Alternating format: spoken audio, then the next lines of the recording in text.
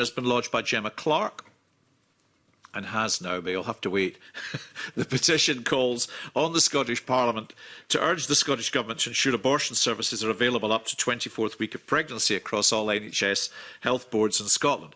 Members may recall that the ask formed part of a previous petition from Gemma Clark, when the committee agreed, which the committee agreed to close in November 23, on the basis that the Scottish Government had committed to reviewing the law on abortion with the intention of publishing proposals for reform before the end of the current parliamentary session.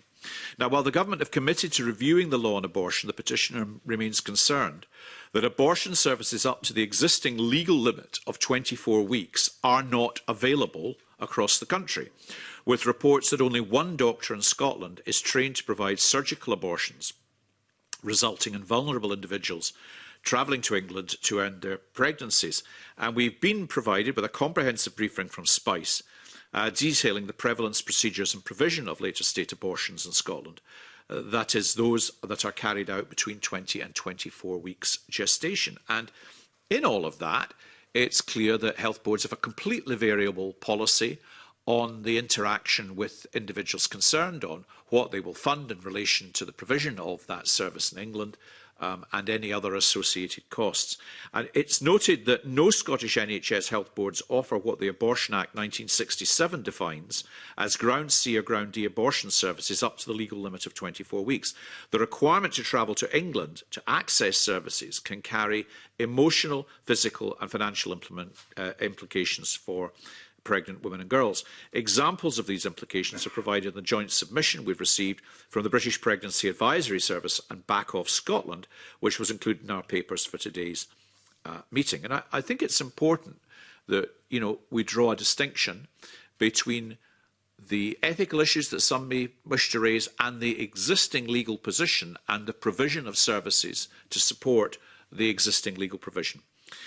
Their submission, that's the British Pregnancy Advisory Service, also raises concerns of systemic abortion stigma within the NHS and an unwillingness from the Scottish Government to consider commissioning services out with the NHS to deliver surgical abortion services in Scotland.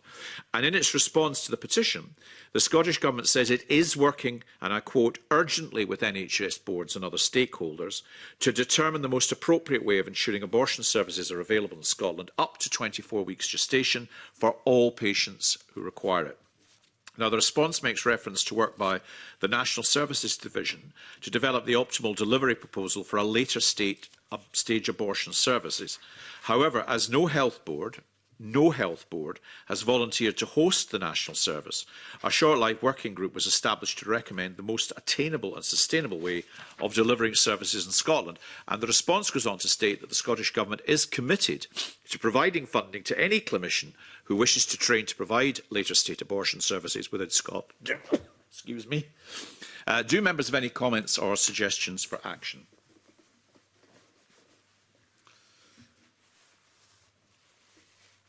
As we all consider the implications of the petition, does anybody want to offer a suggestion? Or suggest that we write to the Minister for Public Health and Women's Health to highlight the submission from the British Pregnancy Advisory Service and Back Off Scotland, and actually to seek clarification of the Scottish Government's unwillingness to commission an organisation out with the NHS to deliver a surgical abortion service in Scotland, particularly as no health board has volunteered to host the service. And, it's important to understand the distinction for women between a surgical abortion service and having to go through a natural delivery, which some women will find very, very difficult in those circumstances. And might we also ask what consideration the Short Life Working Group has given to the suggestion that systemic abortion stigma with the NHS is a barrier to the provision of later stage abortion services in Scotland, and what, including any action to address the perceived stigma. Would colleagues be content for us to proceed on that basis? We will. We'll keep petition open and move forward on that basis. That brings us to petition number 2125, which I